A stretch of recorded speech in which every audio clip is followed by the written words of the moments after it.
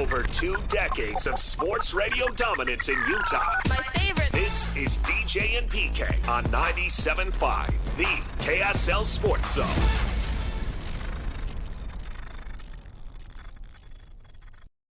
Well, the program's in a good place right now. As I've said many times, after last season, just didn't sit right with anybody, particularly me. Came back and unfortunately we were able to get the ship righted and everything's on track. The program, like I said, is in a good spot. Got good coaches. Coach Scally will come in and do a great job. Got good players. So now is the time. DJ and PK, it's 97.5, the KSL Sports Zone. I got a new headset during the commercial break. See how well that's working? Oh, you did? Yeah, I did. Oh, I didn't The microphone notice. was broken on the other one. This one I can't hear anything on. Oh. All right. Yeah, me and Christian are like, What are you waiting for? A stupor of thought over here, man. You're in deep ponderance. All right, we were talking about Kyle Whittingham before the break. This whole notion of, was he pushed out? Was he forced out? What happened? And you thought earlier this morning, you said, there are a lot of factors. Nothing's happening for one thing. There's a lot of moving pieces here. But one thing was Kalani getting really close to taking a Penn State job. You got to have a staff. Yeah. And Kalani isn't going to take his defensive coordinator, Jay Hill, because Jay Hill's probably going to get promoted and be the head coach at BYU. So who's he going to turn to? Somebody who runs a similar defense, somebody he has a personal relationship with for a decade. He's going to call Morgan. You can see how the pieces start moving. Oh, yeah. It's an easy connection. And so, and Scally was and is a hot commodity. I was saying when we were down at the Alamo Bowl, I had heard that Texas wanted him. Remember, what was the Alamo Bowl, 2019 or something? Yeah, I think so. Yeah, and guys from Texas, I rode the shuttle with them, and media guys from Texas, and all they want to talk about was what did I think about Scally's availability. And this is back 5-6 years ago. Right. So he's been thought of. You've been trained by a Hall of Fame coach. So, of course, people are coming for you. And you have the recommendation of Urban Meyer, who tried to hire you. And I'm sure Ron McBride gives him a favorable good recommendation. So you got 3 lifers there that carry stature in the business. And Scally now has to the point where he didn't even really need that. He's got his own stature, right? And the guy will, in an interview, he'll just sweep you off your feet. There's no question about that. There are few people on this earth that I think more highly of than Morgan Scally as a person. I've seen it firsthand. I've seen it. And he's running top 20 defenses right. year after guys year. in the pros. Yeah. And who's next? I don't know. How do they do it? Who's going to be the big-time sack leader next year? I don't know, but I know they're going to have it. Right? And they're going to lose a couple of linebackers. They're going to go off. So who's going to be great linebackers? Well, I know they got a haul. You never know who's coming back. You know who's leaving if they're seniors, and we know Devontae and Barton are gone. Yeah. And Hall's supposed to come back. But all I know is they're going to have good linebackers, and they're going to have good secondary, right? And away they go. And so with that in mind, that's why the running that Kansas State did was so shocking, because they never do it against that team and that program. So all that being said, that meant that he was a hot commodity, and I think there were conversations there. And that's why I think, Kyle, this is one of the more selfless acts that I have seen in 40 years in the business, is that he's stepping down when coaching isn't out of his blood. And I asked him that yesterday, and he said, well, it's never going to go out of his blood. And I'd imagine that. I've been around old coaches. You've been around Ron McBride. It's still in his blood, and he's in his 80s, right? Yep. And he still loves it, right? It's what he does. When I get done sports talk, I'll listen to sports talk radio and watch sports because it's in my blood. It's what I enjoy. Not necessarily something that I'm going to do forever, but I'll always enjoy sports. And with that in mind, same thing with Kyle, but I don't think beyond that, coaching is completely out of his blood, and if the situation presents itself, he will be a coach next year. Maybe it's in the NFL. I've had conversations with him over the years. His dad coached in the NFL. Clearly, he's got NFL contacts and Andy Reid and whatnot, and he's. I always thought Majerus, instead of going back into coaching when he went to St. Louis, he should have just been a consultant. I will teach your team how to play team defense, because he was a genius at it, right? And Kyle, defensively, I think he's a genius at defense, and so he could do that. if he didn't want to have a literal day-to-day job. We'll see what happens. He's open to anything. If I'm Michigan right now, there is no doubt in my mind I call him, if nothing more than to pick his brain. All that makes sense. You, Mr. Logical. I thought I was supposed to be Mr. Logical. You're supposed to be Mr. Emotion. Well, I have emotion on it too, and my emotion is that this is a selfless act he is doing for the program. He served this football program for 32 years, was it? And now he could be the coach for his 22nd season. He's saying, I don't want to be the guy that stays too long. And then Gordon asked him, well, who's kicking you out? And then he goes, well, you are. He joked. And that was a question that didn't really get answered. Well, I don't think anybody's kicking him out literally in the manner that we use the phrase, quote, kicking out. But he said some people thought maybe he stayed too long. Well, then those are wacko people if they think that. Well, if that's okay. But the whole thing is like, yes, if it's wacko in section whatever, row whatever, well, you can't control what 50,000 people and then plus whoever's at home watching on TV. If that's who he's referencing, is he referencing coaches or athletic department leadership or the school president? Right. That's who really matters. No question. Guys, it doesn't matter what I think. Now, from their perspective, they don't want to lose Morgan. Right. And have Kyle step down, and plenty of coaches stayed on a year or two too many. Right, and to have that scenario and to have Morgan take off for one of these opportunities. That's why it's a selfless act. Exactly. But that would be a nightmare. And I think that, from Morgan to AD to president, I get how anyone might think, oh, yeah, they helped do this.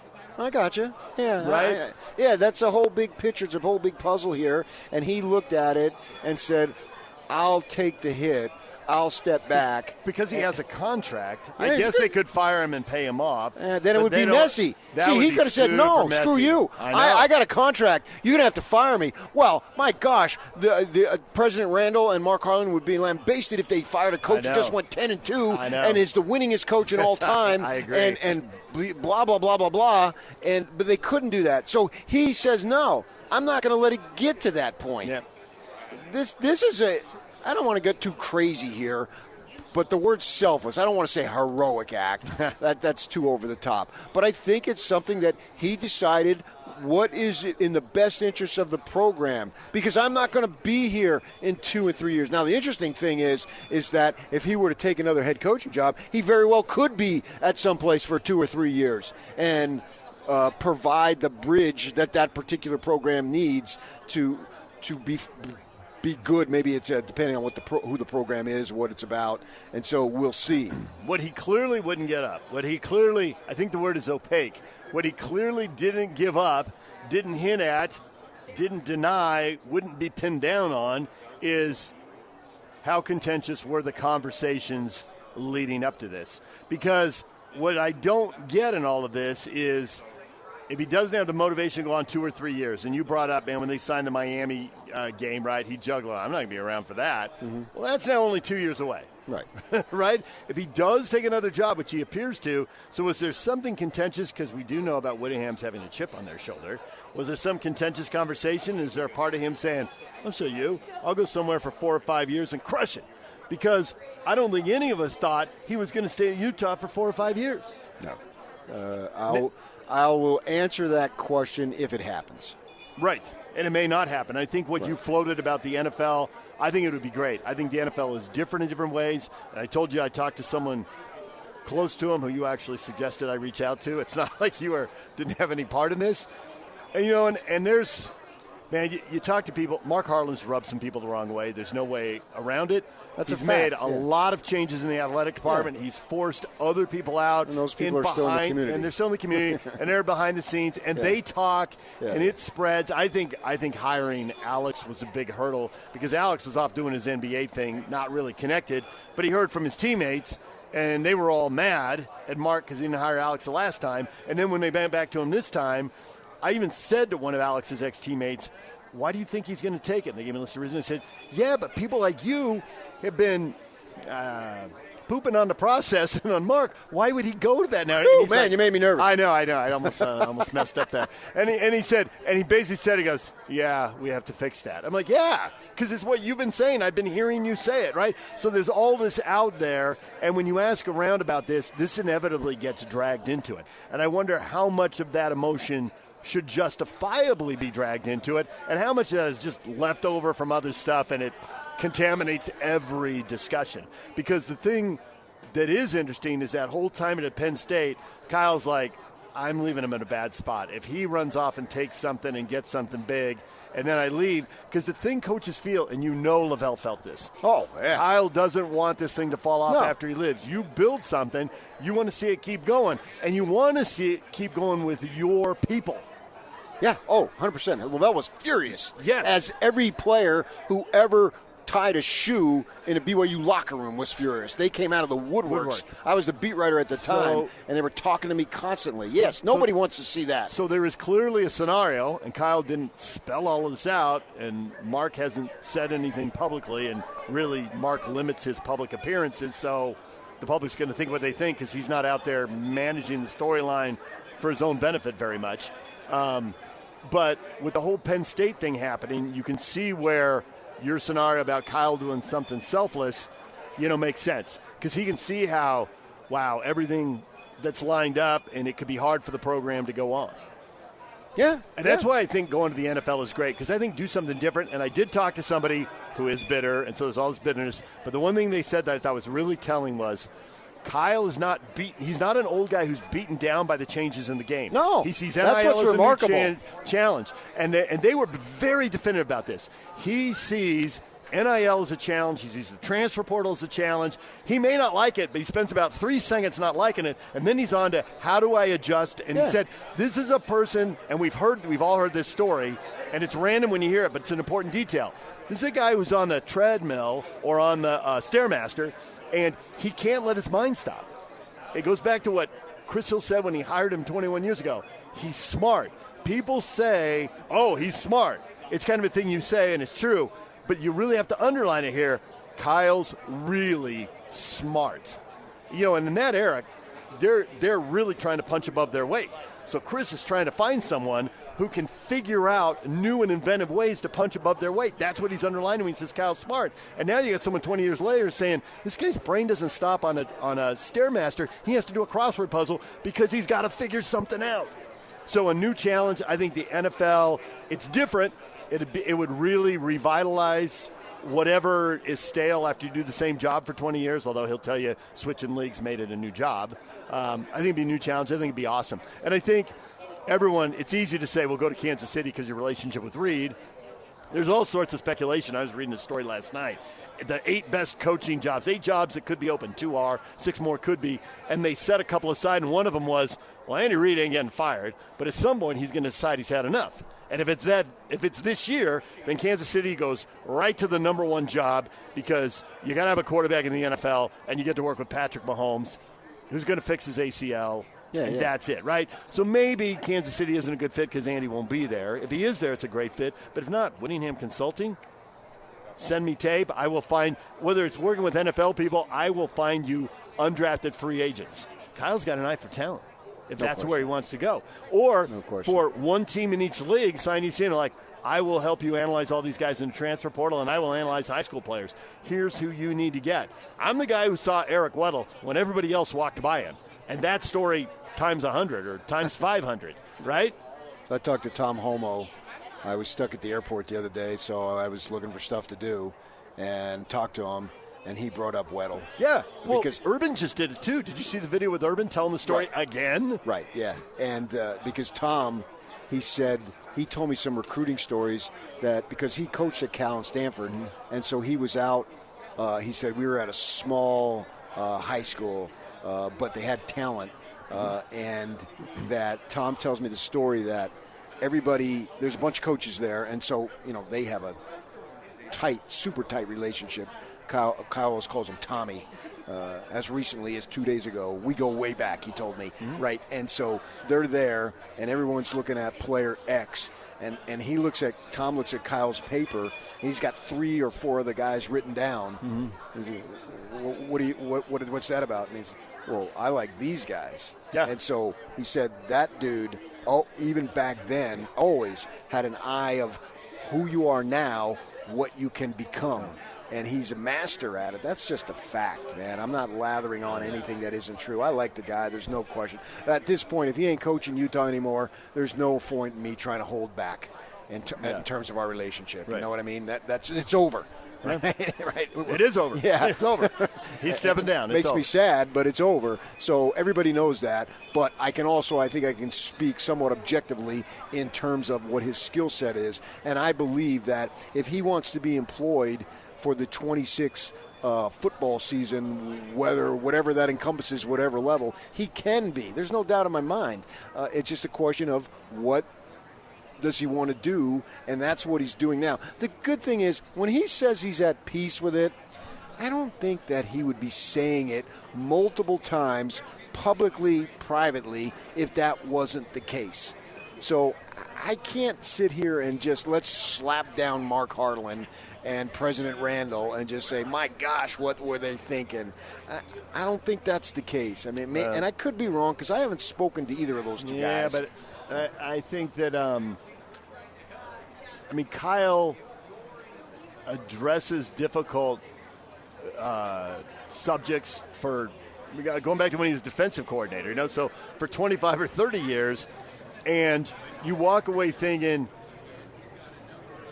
I may disagree with him, but I get why he says what he says. And when he says he's at peace and you can see his face and you can hear his voice, there's a lot of truth in that. Right. Now, he may not want to tell you everything. And he's certainly not telling me everything. Right. I'll be the first to admit that. I know there could be more, but I also think there's like a big general truth about that. And what I think is it may have been a rocky road to get to that, and he may not have always been at peace with it, but he is now. He has stepped back in the bigger thing, and there may have been difficult conversations. Maybe there was, maybe there wasn't. I don't know. There could have been. But I do think that he's processed it all, and I do go back. We're all products of what we've seen. Lavelle had an idea of how he wanted the program to go after he stepped down. That wasn't his guy, and then there were too many losses, and Lavelle was so frustrated by the situation.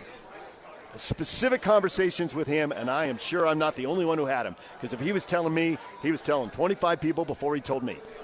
But just so frustrated. And Kyle doesn't want that at the Utes. There's no way. And I don't think that's going to happen. Right. Yes, but I think he also sat back and thought, Morgan's had how many offers over how many times, Yeah. Oh, yeah. He's intimately aware of all that stuff. Every last thing that has gone on, he knows. DJ and PK, it's 97.5, the KSL Sports Zone. Nobody brings you better coverage of the teams you're passionate about than these guys. Try some more. This is DJ and PK on 97.5, the KSL Sports Zone. DJ and PK, it's 97.5, the KSL Sports Zone. We're joined now by David Locke, radio voice of the Utah Jazz. David, good morning. You have my 100% complete attention. I mean, a closed room, nothing going on, no stairs, heavy breathing, no throwing skis into the back of the car, nothing else today. 100% complete attention. It's my Christmas present to two of the greatest of all time, two idols of the business, two statues outside of some radio hall somewhere in Utah, two Hall of Fame quality individuals who have changed the landscape of radio in Utah. Thank you, David. That's Locke and DJ. David Locke is locked in. Where are you guys today? We're at the Road Home Mediathon. We're broadcasting in a tent in Midvale. People can donate online right now. theroadhome.org/donate. And the money will be matched in the 8 o'clock hour by Meyer Brown and the Huntsman Family Foundation. So the money's getting tripled right now. 801-819-7300. Say that again. 801-819-7300 to support Utah's largest homeless shelter and the supporting housing services that they provide. DJ, your commitment to Road Home over the decades is a testament to who you are as a human and how wonderful you are. PK. What? Have you ever thought of anyone else other than yourself? Oh, wow. Okay. That's a lie. We are building an Total enormous lie but right now. I gotta fit I gotta fit, like, there's nothing that's a bigger lie in the world. But and there's probably nobody more altruistic with hours of endless hours of their time and real life to helping others. But I gotta fit the brand that PK's built. That's true, man. I cultivated this for a long time. Shut the hell up. It's one of the greatest lies. It's one of the greatest lies of all time. If anyone actually knew you, and all the things you and Jackie have done. We just had Celeste Eggert on, and we were talking about people they collaborate with in the community. And she mentioned the Utah Food Bank and dozens of pantries across the state and how many of the Road Home programs get supported by them. And she talked about the local school systems and how great they are to work with. And I would just add foster care into that, because it's tragic that 200 kids were at the Road Home last night. They saw 2,000 kids over the course of the year. But without people who are active in the foster community, that number would just go way up. That number would go way up without people in the foster community. And that is what I have to say about Patrick Kinahan without saying any more. Thank you. You're welcome. PK, so I would give you a hug after that cheap shot. You should punch me in the gut, and then we should laugh, and you realize there was no seriousness in anything I was saying. I knew it. Now, let us talk about what Will Hardy said very seriously. I thought it was a good answer, but I think it needs to be amplified because it needs to be repeated. And in the last I heard. Wait. I got to clarify this. I heard this quote. First of all, that game did not end until like 2 a.m. last night. Holy cow, 80 freaking free throws. Yep. Number two, I go home, and my process when I go home is after I finish postcast and posting and getting out there and mellowing out. I drive home, and then I re-listen to the Will Hardy postcast or post-game and any other post-game interviews. And usually just if you really want to know, have a bowl of cereal and whatever. And then I watch the other games that were close that night. I heard the Will Hardy post-game last night, and the first thing I said is, oh, my gosh, PK is going to repeat that for every day for the next, 5 years. I tell the truth, man. Tell me how you feel. Give me as real as you could possibly be. You can't go 100% real, but it seems Hardy is getting closer and closer to that 100% mark that I look for, that we all look for when we hear coaches, players, whomever give interviews. Yeah, he's really freaking good. Well, I like the fact that we're seeing negativity from him, because he was really, really positive, and he was the new guy. And he had a team that had been torn down on purpose. And he had a lot of young guys. So I get why he had to be super positive. But it isn't positive all the time. And so if he gets mad in a huddle, he gets mad in a huddle. He's not the first coach to get mad in a huddle. He's not the last coach to get mad in a huddle. He got mad in a huddle. But I thought what he said about Keyonte George, using him as an example, if you put in the work in the summer, this is the progress you can make. Physically, mentally, it all comes together, and we can see it coming together. We can see that Keyonte is a much better player than he was a year ago. But I think the thing to amplify is we saw the same thing with Walker Kessler. The second year, and we went over for the media day, and when we asked him about, hey, we've been doing this a long time, and we used to live in Southern California. We'd hear Laker people, it's the third year. I mean, that was like 40 years ago. People have been saying this forever, right?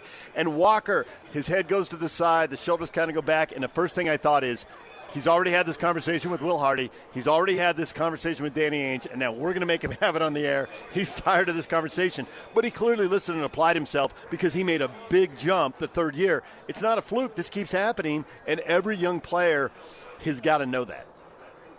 So there's two things I think that happen here. So I've talked about this a lot. So let me go three things. So I'll repeat myself for those people who've heard me a lot. They'll hear this a lot. I always think I've said this all the time. So the player comes in the league. I don't think we have any idea how exhausted they are from the end of the college season to the draft process. They come to the league and they get their ass kicked. Okay? And they go in the off season, and because they've always been great, they go work on all the things and where they got their ass kicked. And they come back, and guess what happens? They get it kicked again in the exact same fashion. And then in between year 2 and year 3, they say, oh, wait a sec. Okay, this league's awesome. They now get it. And they're like, what are the skills that I actually have that are going to make me an NBA player? So for Walker, it was strength. So he worked on his strength and his rebounding and his shot blocking, and he became a better pick setter. And it wasn't an elegant three-point shooter, a crossover dribble, or any of the things, right? Like, like we're watching Kyle Filipowski. He'll get it next year, but Kyle Filipowski's always been bigger, stronger, and gone over the top of everyone. He can't do anything over the top of anyone anymore. And he actually defensively is inadequate at preventing people from going over the top. So he has to learn an entirely new way of playing. He'll get it next year. You can see signs of it. Keyonte had the same thing. And what happens, so that's part one, is that it's that process that they finish the first year and they go work on the exact same things because they're so great. They've always been able to overcome it. They don't actually work on the skills that are going to make them great. They do that in between year 2 and year 3, and that's when they become the player they're going to be. The second thing that happens is they don't have fun the second year. They're unhappy. They're miserable. It's not fun. It's a new life. There's nothing new about it. It's the grind. It's a really unhappy year. I know that sounds weird, but they are human. They are 20. They're in a non-natural development process. They're not making new friends. They're not goofing off. They're not going to bars. They're not doing any of the things that other 20 and 21-year-olds are doing. And they're actually failing at 21 or 22, which most 20-year-olds don't do. We coddle these kids for a long time so they never fail. And they're failing in front of 19,000, and they're failing in front of 500,000, and they're failing in front of social media, and they're really miserable. They're not happy people. And they kind of in between year 2 and year 3 do exactly what Walker talked about, was meeting with a sports psychologist to figure out how to be happy.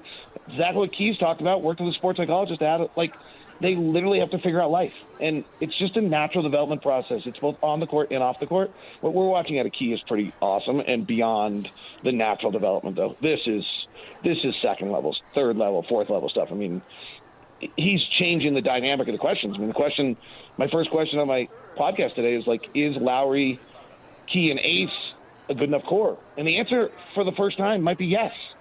It all depends on Ace's development, but maybe. If Ace is going to turn out to be a top 15 player in the NBA or top 10 player like you hope he is, like Jason Tatum or Tracy McGrady or all the comps, then, yeah, maybe this is enough. So with that in mind, when do you think the Jazz will play on Christmas Day again? 2029. 2029. So we are in the 2020, 25, 26 season, 26, 27, 27, 28. Yeah. So it's that 4 years? I mean, there's a few teams we can put in Christmas Day for here into eternity, so there aren't that many spots, right? Right, but obviously they put the better teams in, unless those teams really, really suck. You got to be top. You got to be top 4. You got to be top 4 in your conference to have a chance, or be LA or New York. And you feel in 4 years that's a legitimate opportunity? Yeah, Okay. That's the earliest. I hope so. I hope sooner, actually. I think this is coming together. This is really. I'm not trying to be a homer, and you guys aren't. You can shoot me down. It's a wildly successful season, right? Lowry's proven that Lowry's back, to what he was, and has gotten better. Yeah, he's Keyonte fine. has taken a jump none of us could have ever imagined. He's taken 5 jumps. Yeah. Ace is there, man. It's there. We all see it. It's just going to take time. Right. Yeah. I was with Ronnie Price last night. Ronnie Price, oh my God, he's awesome. You talk to any NBA player, they're just oh my gosh. Or I was talking to Mike Trudell, the Lakers reporter last night. He's like, what do you think of Ace? I was like, oh no. And then halfway through the game, I got a text from him that was oh my gosh. I was like, yeah. Everyone sees it. He's got to figure it out. The thing that scares me is that it's too good right now. They're not going to get the 100%. pick. No, we have to get the pick. There's no choice. Yeah, and everybody says that, but I right now, if everything stays the same, I would bet no. And it's not. It's partly, largely because of what I see from them, but so many crappy teams. It seems like this year's more than ever. Yeah, because there is. That's why. Nobody expected. No, you're right. Indiana, Sacramento, the Clippers were not on the bingo card for being in this group. And this bad for New Orleans? Right. Another one. So I think there's a chance we can get to 5, by the way. I looked at it last night pretty hard. That's the best we can do is 5.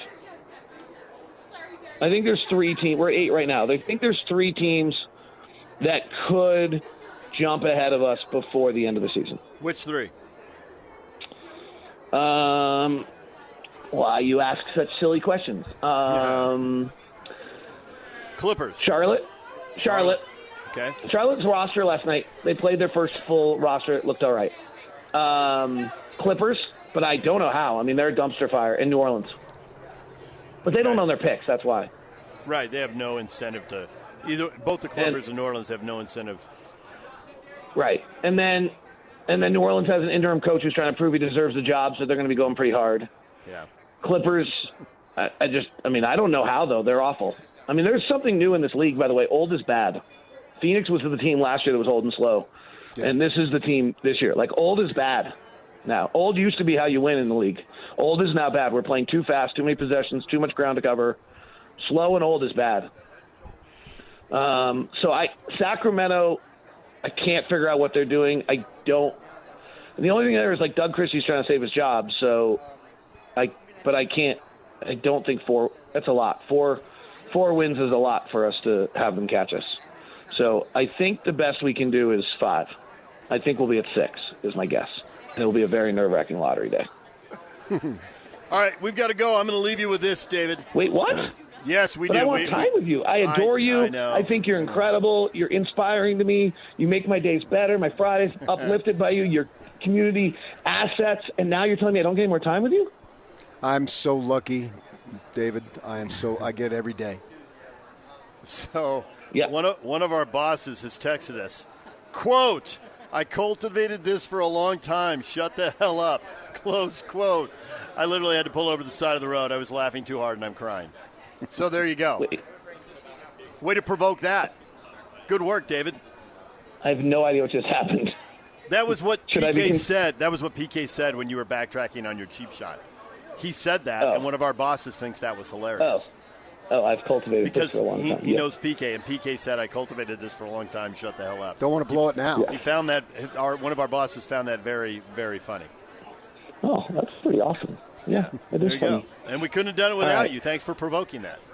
Well, I'm glad. Now, were you pleased with my 100% focus today? I mean, even I when was. you asked me, it was excellent. The teams, I didn't have a computer in front of me. I'd locked myself in a closet. I was there for it. It won't happen again, by the way. It's only because the snow sucks. Okay. Yes. As soon as it snows, you'll be completely distracted.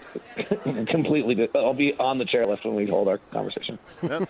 David Locke, radio voice of the Jazz. Here, the Jazz and the Magic tomorrow night. DJ and PK. It's 97.5, the KSL Sports Zone. Broadcasting live from the road home. The Mediathon continues. The road home last year served over 8,000 people across the shelter and housing programs. 2,000 of them were kids.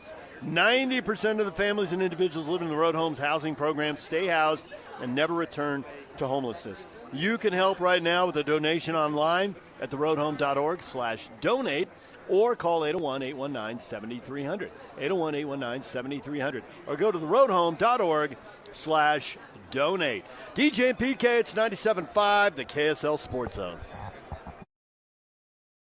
This is Utah's best coverage of the Utes, Cougars, Jazz, and Mammoth. Here we go.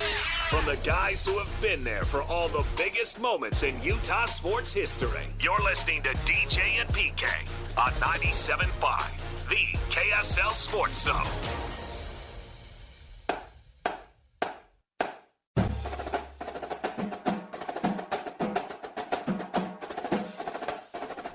The Hercules First Federal Credit Union Salt Lake County High School Players of the Week are Kia Newton from Olympus High and Isaiah Reiser from Copper Hills High. Newton scored 22 points on a win over Salem Hills, followed up with 25 points and 10 steals in a win over Box Elder, and capped the week with 24 points in a victory over Skyline. Reiser scored 27 points and added 8 assists in a win over West Jordan, had 16 points in a loss to Crimson Cliffs, and scored 30 points in a win over Mountain View and added 19 more points in a win over Cottonwood.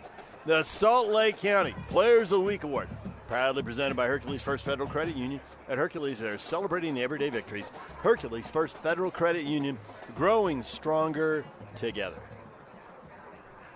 I'm going to go with the Saints as my lock of the week. Your lock of the week. Yeah. Do we know Yock's lock of the week? No, I think he's beaten us. He doesn't need to pick him anymore. He does need to, because if he loses, that's how we could close ground.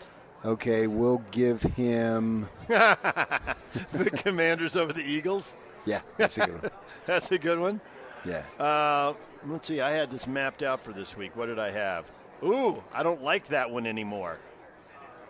I was looking at that Cincinnati-Miami game. That game's now wildly unpredictable. I need something else. I'd probably go Cincinnati. I can't take the Bills over the Browns, although that looks like a lock, but I've already used the Bills, so that one's out. Yeah. I used the Bills in a loss. That sucked. To the Patriots. Oops. The ultimate surprise team in my mind this year in the league. Boy, this is rough. Oh, have I used the Texans yet? I was thinking about the Texans, too. The Texans are playing the Raiders, and the Texans are a mess, and I have not used them, I think I've used them. Let me make sure. The Raiders are a mess. The Texans aren't a mess. I mean, yes, the Raiders are. Oh, I did use Houston. I used Houston week 11. I can't do that. Yeah. I'm getting painted into a corner here, PK. It's gotten to that point of the season. Well, we're all going to get there. It's like death. Oh, thanks. We'll all get there one day. Unavoidable. Now, you know what? Maybe I need to go with a Monday night game. San Francisco's playing Indianapolis. That's a bit dicey, but Indy has dropped off. You know what? The saying is that Father Time catches up to us, but I don't know that Grandfather Time catches up to us. I'm going to Phillip Rivers. I'm going to take the 49ers over the Colts. I have not. It looks like I haven't used San Francisco yet. Yeah, that's probably a wise pick. All right. San Francisco it is, and we will get Yock's pick. All right, DJ and PK, it's 97.5, the KSL Sports Zone.